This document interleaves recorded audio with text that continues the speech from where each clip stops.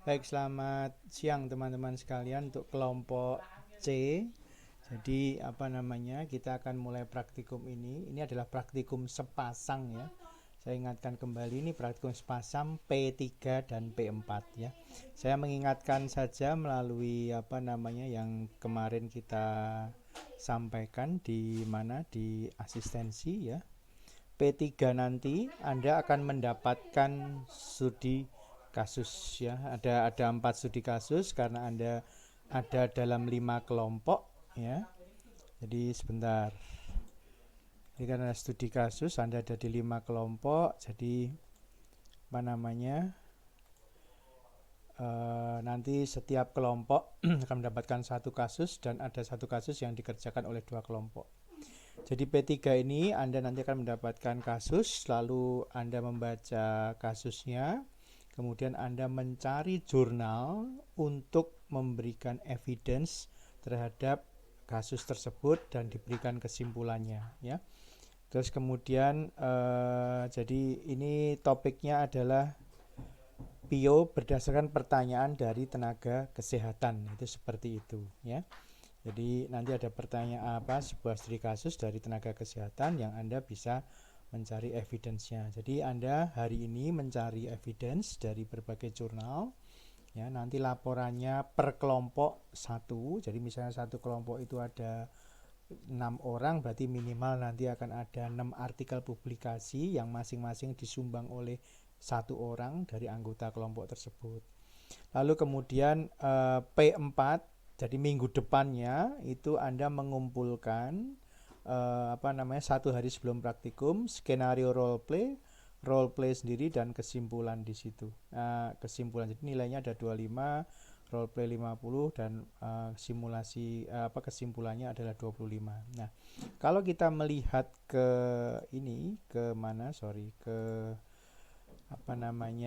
dari LMS dari yang dikatakan Bu Putu, Anda harus sudah download logbook praktikum 3.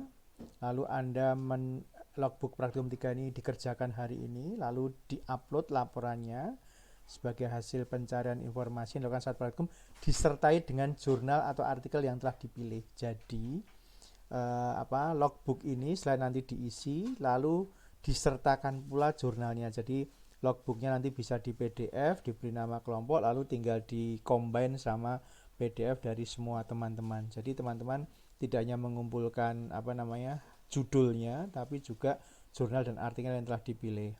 Lalu dari jurnal atau artikel yang telah dipilih itu di satu hari sebelum praktikum besok ya, Anda diminta untuk upload hasil praktikum 4 berupa skrip skenario roleplay beserta hasil roleplay dalam bentuk video yang diupload di link YouTube. Tuliskan link tersebut pada dokumen yang Anda upload supaya dapat dilihat oleh dosen dan asdos paling lambat 1 hari sebelum praktikum. Jadi nanti dalam skrip roleplay misalnya dari kelompok C1 misalnya membuat skenario roleplaynya, misalnya dialog antara apoteker dengan apoteker 1 dan apoteker 2, lalu dengan dokter dan sebagainya misalnya terus kemudian di situ dilihat alur bagaimana mereka nanti akan mendiskusikan sesuatu terkait terapi dari dokter, lalu apoteker memberikan bukti evidence-nya, lalu kemudian terjadi diskusi di situ. Lah ini skenario role play-nya ditulis, lalu dibuat role play-nya dalam bentuk video Anda melalui YouTube dalam mini kelompok kecil-kecil Anda itu, lalu diupload di link YouTube. Lalu linknya itu dituliskan dalam skrip skenario role play-nya supaya apa? Supaya kita bisa akses. Nah, yang diakses itu oleh saya, Mas Hendrik dan Mas Christian, itu yang menjadi modal kita untuk mendiskusikan bersama teman-teman sekalian pada hari praktikum yang minggu depan. Itu seperti itu. Ya. Jadi supaya lebih jelas nanti logbook praktikumnya adalah ini, ya, logbook praktikumnya adalah ini, ya. Kasus yang dikerjakan ada kasus 1, 2, 3, atau 4. Anda nanti tergantung asdos akan memberikannya yang mana. Jadi pada praktikum ini setelah Anda membaca kasusnya, kami mencari sejumlah bukti artikel publikasi yang telah diperoleh untuk mendukung hasil keputusan terapi oleh dokter. Judulnya apa, penulisnya apa, penerbitnya apa. Anda mesti milihnya 8 misalnya, ada dapat 8. Dari sejumlah jurnal tersebut di atas, kami memilih artikel dengan nomor sekian sekian sekian dengan alasan jadi Anda mendapatkan misalnya 8. Dari 8 itu Anda pilih 4 yang memang paling mendukung hasil keputusan terapi dokter yang Anda pakai menjadi dasar dalam melakukan role play. Ya, jadi sekali lagi Anda sebisa mungkin mengeksplor jurnal itu cukup banyak. Kita beri di sini 8 misalnya. Lalu dari 8 itu mana yang Anda pilih yang menjadi dasar untuk membuat skenario role play dan role play Anda masing-masing. Ya, dalam kelompok tersebut maksud saya. Nah, mengapa kok kita memilih misalnya kok di situ ada dari sejumlah jurnal tersebut di atas yang kami milih artikel nomor berapa? Anda sebisa mungkin kalau Anda menggunakan 8 jurnal ya jangan hanya menuliskan 8 jurnal. Maksud kami adalah kalau 8 artikel Anda cari, lalu Anda lalu mendiskusikan dalam kelompok, lalu yang paling match adalah 4. Nah, di situ kita ingin mengajari Anda untuk mengambil keputusan. Ya, ini yang penting ya. Jadi ini yang penting teman-teman. Jadi untuk mengambil keputusan. Jadi tolong tahapan ini diperhatikan betul. Jadi jangan sampai nanti ada kelompok yang kami dapat 8 Pak dan 8-8-nya kami pakai. Tidak salah sih, tapi kami mengajari Anda untuk kalau misalnya mau memilihnya akhirnya intinya dapat 8, mungkin harusnya Anda spread lagi supaya Anda bisa memperoleh lebih dari 8. Bisa memperoleh 12, dipilih 8. Oh, itu bagus misalnya begitu. Nah, ini yang perlu disampaikan. Jadi kita ingin dalam pelajaran praktikum bio ini Anda belajar memilih, sehingga disitulah Anda belajar memutuskan. Ya, ini yang penting. Ya. Ini dulu, ada pertanyaan dulu kah? Ya, silakan. Ini sebelum saya mencoba nanti mengambil salah satu kasus yang akan saya pakai sebagai contoh untuk Anda untuk mencari jurnalnya, gitu seperti itu. Oke, ada pertanyaan dulu.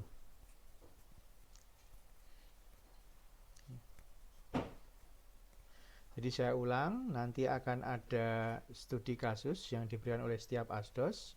Nanti akan saya pilih salah satu untuk sebagai sarana memberikan briefing ini. Lalu hari ini Anda melakukan eksplorasi web, mencari sebanyak mungkin, lalu memasukkan di logbook praktikum ya per mini kelompok ya, kelompok C1, C2, C3, C4, C5 masing-masing laporannya jadi satu. Artikel publikasi yang diperoleh itu nanti dijadikan satu file bersama dengan jurnal logbooknya ini, lalu di-upload ya. Gitu seperti itu, dan diurutkan saja, diurutkan nomor 1 apa, nomor 2 apa, itu diurutkan sesuai dengan laporan yang ada di logbook. Nah, lalu setelah itu minggu depan Anda membuat skenario, bukan minggu depan, sebelum diskusi minggu depan Anda membuat skenario role play plus role play-nya lalu untuk di-upload di YouTube, lalu kita akan diskusikan pada hari Rabu mendatang begitu. Ada pertanyaan dulu terkait ini? Nah, praktikumnya ini sepasang ya, jadi tidak hanya hari ini selesai, tapi sampai minggu depan selesainya.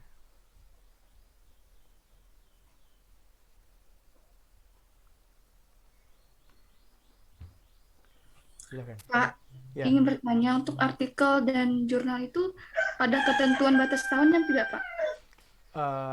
Kalau saya tidak. Yang penting adalah relevan sesuai dengan topik yang dibahas. Itu seperti itu. Tentunya asumsinya adalah makin tahunnya makin mudah, harapannya adalah semakin bagus. Tapi seandainya Anda menemukan artikel yang lama dan itu mendasari pola pikir dan sebagainya, saya rasa nggak masalah seperti itu. Gitu, Mbak. Baik, Pak. Ya, yang penting relevan, tapi memang sebisa mungkin memang artikelnya itu baru. Tapi kalau Anda menemukan yang tidak baru, dilihat relevansinya. Yang penting itu. Oke, saya lanjut dulu ya. Nanti kalau mau bertanya boleh. Saya ngambil salah satu kasus ya, kasus 2 teman-teman ya. Kasus 2 ya, ini kasus 2. Ini kasusnya. Setiap kasus walaupun mungkin praktikumnya entah tahun berapa, bisa jadi kasusnya itu pengatasannya bisa berbeda terkait dengan apa? Terkait dengan kemajuan yang ada ya. Ini salah satu kasus GERD ya. Tolong Anda lihat dulu. Pria usia 70 tahun dengan keluhan ya. Riwayat penyakit hipertensi, terlihat cemas dan berkeringat. Nah, kita lihat di sini ya. Dia ada keluhan ya, ada keluhan. Terus ada riwayat penyakit dan juga dia terlihat cemas dan berkeringat ya. Hasil lab ini kan datanya data kualitatif ya. Ini data ini lebih banyak untuk kualitatif. Hasil labnya tekanan darah, heart rate, hemoglobin, total kolesterol, LDL, HDL dan trigliserid. Ya, normalnya sekian, labnya sekian, keterangannya seperti ini. Ya. Ini dilihat ini sebagai data dulu. Lalu riwayat pengobatan karena dia sakit hipertensi dan hiperlipid, pengobatannya adalah AMLO 5 mg 1 kali sehari.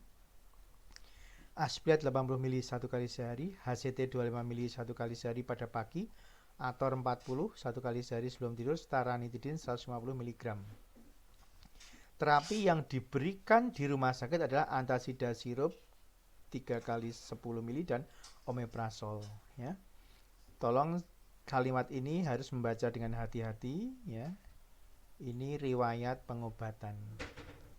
Ya, ini riwayat pengobatan. Terus yang di bawah ini adalah terapi yang diberikan di rumah sakit, yaitu antasida dan omeprazol. Nah, apoteker berdasarkan kasus di atas itu melakukan assessment, dan hasil assessmentnya adalah terkait dengan appropriate indikasi, effectiveness, safety, dan compliance. Didapatkan hasil seperti ini. Apakah ada perlu tambahan obat? Strep tidak ada. Obat yang tidak diperlukan ranitidin. Obat keliru nggak ada. Dosis terlalu rendah tidak ada. ADR nggak ada. Dosis too high nggak ada. Nah, sehingga dapat disimpulkan bahwa terapi yang diberikan dokter adalah antacid sirup dan omeprazol. Oke. Berarti orang ini sekarang berada di rumah sakit. Ya. Jadi dokter memberikan antacid dan omeprazol. Tugas Anda adalah berikan bukti berupa jurnal yang menyatakan bahwa kesimpulan terapi berarti ini pemberian antacid dan omeprazol sudah rasional. Berikut penjelasannya. Jadi apoteker melakukan assessment, hasilnya adalah ini.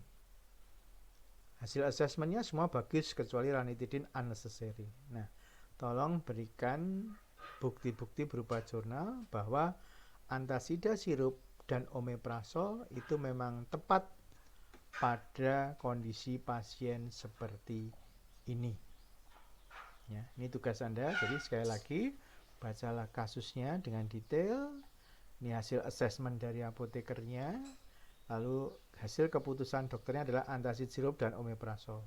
Dinyatakan benar oleh apotekernya. Nah, sekarang tugas Anda adalah cari jurnal yang membuktikan bahwa antacid sirup dan omeprazol ini memang cocok untuk kondisi pasien yang cukup panjang ini informasinya.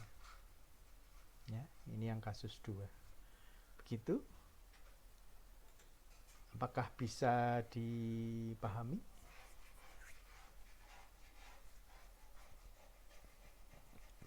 Silahkan kalau mau ditanyakan.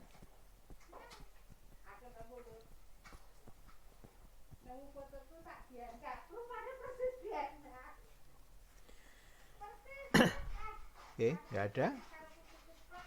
Ya. Kalau tidak ada, bagaimana misalnya kita pakai waktu sekitar 1 jam ke depan.